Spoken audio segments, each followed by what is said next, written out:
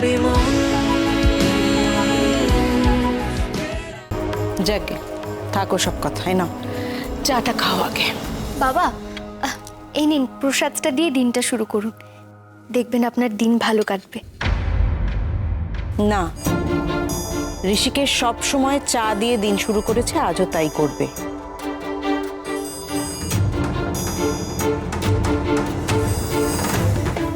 না, আমি জানি বাবা, আপনি আমার উপরে অভিমান করে আছেন, আর সেটাই স্বাভাবিক, কারণ আমি অন্যায় করেছি। তাই বলে আপনি পুজোর প্রসাদকে না করবেন? প্রসাদ যে না করতে নেই বাবা।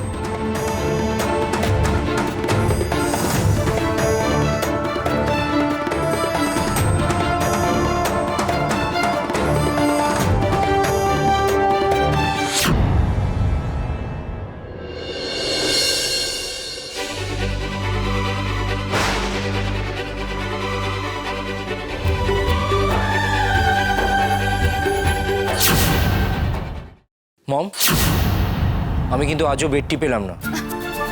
এবার থেকে তুমি আর বেডটি পাবেও না অগ্নি, কারণ আমরা আবার সবাই একসঙ্গে বসে চা খাবো, ঠিক যেরকম আগে খেতাম। কারণ একা একা চা খেতে কোনো মজা আছে নাকি? আমি তোমার সব কথা শুনতে বাধ্য নই তুলসী। হ্যাঁ, নিশ্চয়ই নো।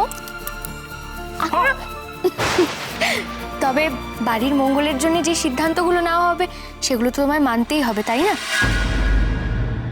ড্যাড, আমি কিন্তু তুলসীর হিটলারি চালটা মেনে নেবো না বলে দিচ্ছি। এক্ষেত্রে তুলসী কিন্তু ঠিক কথাই বলেছে।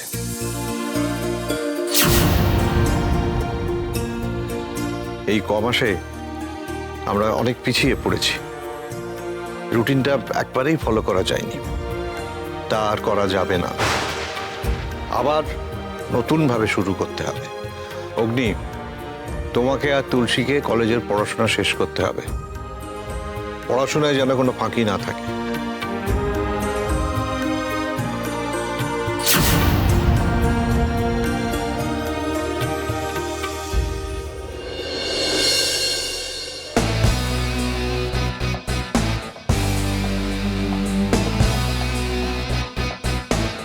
অগ্নি, অগ্নি দাঁড়া, আমিও তোমার সঙ্গে কলেজে যাবো। হ্যাঁ, এমা এই কি? আমি কি বললাম তুমি শুনতে পাওনি? আমি তোমার সঙ্গে কলেজে যাব তো। আরে আমাকে বাইকে ওঠার সময়টুকু তো দেবে। আমি তোমাকে কলেজে নিয়ে যেতে পারবো না, তুমি তোমার চামেলিতে চড়ে কলেজে চলে এসো। কিন্তু আমি যে ঠিক করে নিয়েছি আমি তোমার বাইকে করেই যাব, তাই তোমাকে আমায় নিয়ে যেতেই হবে। সবসময় সবকিছু নিজে নিজে ঠিক করে নিলে তো হয় না, কিছু কিছু ক্ষেত্রে বাকিদের ডিসিশনও তোমাকে নিতে হবে। আমাকে আমার মতো করে যেতে দাও, তুমি তোমার সাইকেলে করে কলেজে চলে এসো। সবসময় রাগ করলেও হয় না মশাই, আমি তো বলেছি আমি তোমার বাইকে করেই কলেজে যাব, আর তুমি আমাকে না নিয়ে গেলে আমি এখান থেকে সরবো না।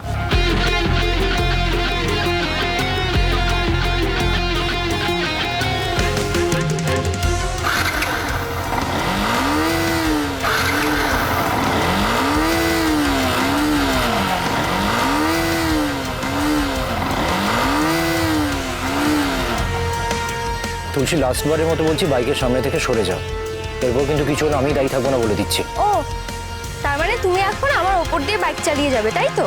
যাও, চালিয়ে যাও, আমিও এখান থেকে সরবো না।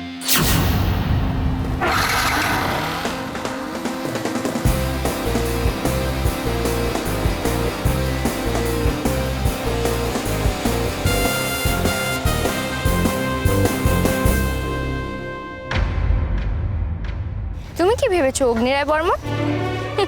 আমি হেরে গেছি? তবে আমিও এত সহজে হেরে যাওয়ার পাচ্ছি না।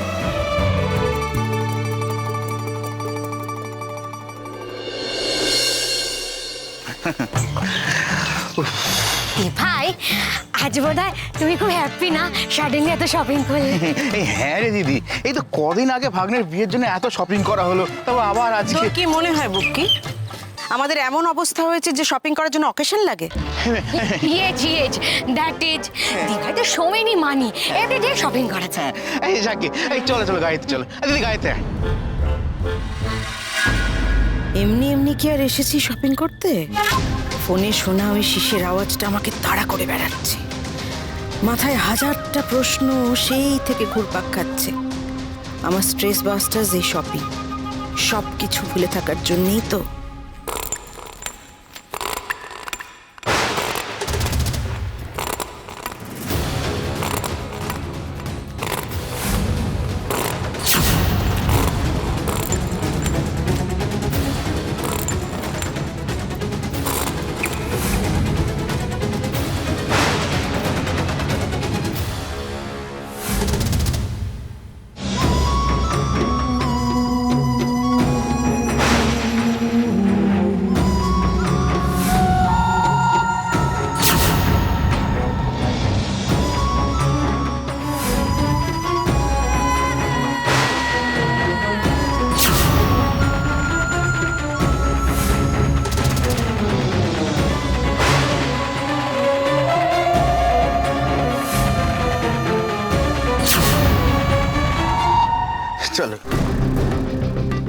দিদি দাঁড়িয়ে আছে কেন?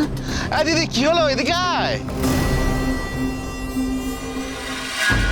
তার চলার শব্দ তো ঠিক এরকম ছিল। ক্রাচে ভর দিয়ে একটা অদ্ভুত ভাবে সে হাঁটতো। তাহলে কি আশেপাশে কোথাও? কি হলো দি ভাই, কাকে সারছিন? সে এসেছে, সে এসেছে মনে হচ্ছে। কে এসেছে? হ্যাঁ, কাকে খুঁজছিস তুই?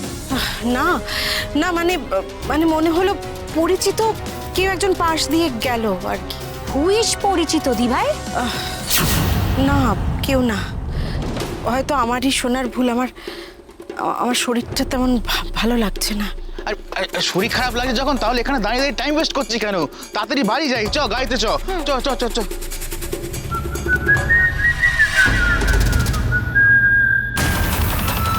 দিদি আবার কি হলো, দাঁড়িয়ে পড়লি কেন? শুনতে পেলি? শুনতে পেলি তোরা কিছু? কিছু শুনতে পাইনি আমরা। ও, না না, ঠিক আছে।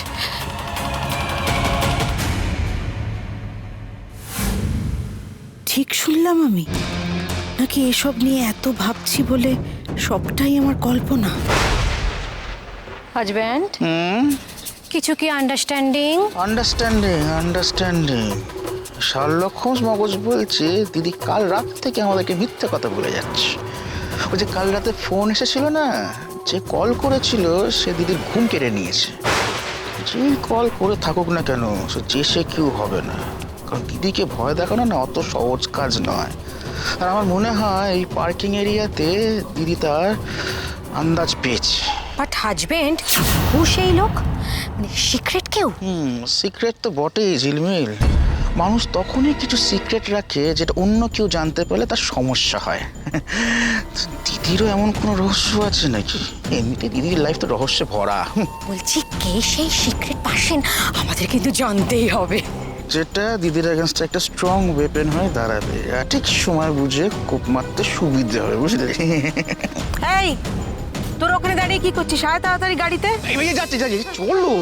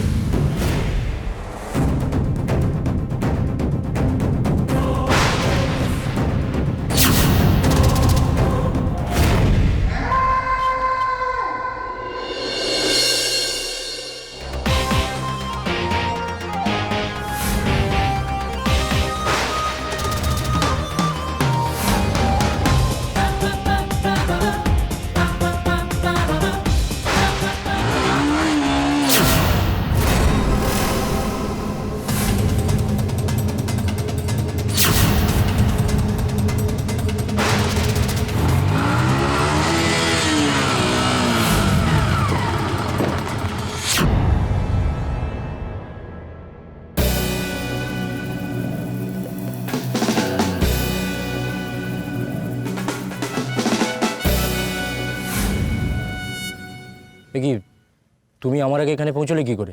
তুমি তো সবসময় এই বাইকে করে ঘোরাফেরা করো, তাই জন্য তুমি সব শর্টকাট রাস্তা জানো না। তবে আমি তো আমার চামেলিকে নিয়ে ঘুরি, তাই আমি কোথায় কি শর্টকাট রাস্তা আছে সব জানি। বাহ, খুব ভালো কথা। কিন্তু আমাকে শোনানোর সমস্ত কোনো প্রয়োজন নেই। রাস্তা ছাড়াও আমাকে যেতে দাও। ও মা, আমি তোমাকে আজকে সকালে বলেছি না আমি তোমার বাইকে করেই আজকে কলেজে যাবো। আমি তোমাকে তুলছি।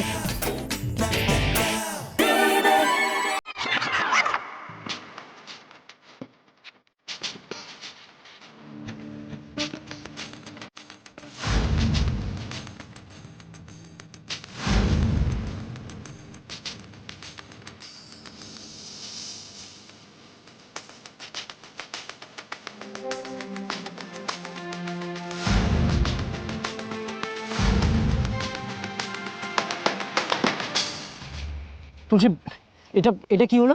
কি আবার হবে? এবার আমি দেখি তুমি কি করে আমাকে না নিয়ে কলেজে যাও। তাই বলে তুমি এইভাবে যাবে? হ্যাঁ, এইভাবেই তো আমাকে যেতে হবে। আর বাবা, তোমাকে চোখে চোখে রাখতে হবে না? আবার যদি তুমি আমাকে ফেলে পালিয়ে যাওয়ার চেষ্টা করো? তুলসী, ফালতু কথা বলো না, এক্ষুনি গাড়ি থেকে নেমে যাও। নেমে যাও। মানে কোনো প্রশ্নই ওঠে না। আমি কত স্পিডে সাইকেল চালিয়ে ওই শর্টকাট রাস্তা ধরে তোমাকে এখানে এসে ধরতে পেরেছি তুমি জানো? এখন বলছো আমাকে চলে যেতে? তাই বলে তুমি তুমি এইভাবে যাবে নাকি? তাহলে লোকে দেখলে কি বলবে?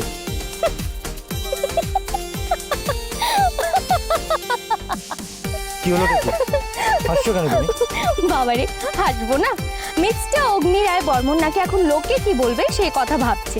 ভাবা যায়? না, আমি বলছিলাম যে আরে চুপ।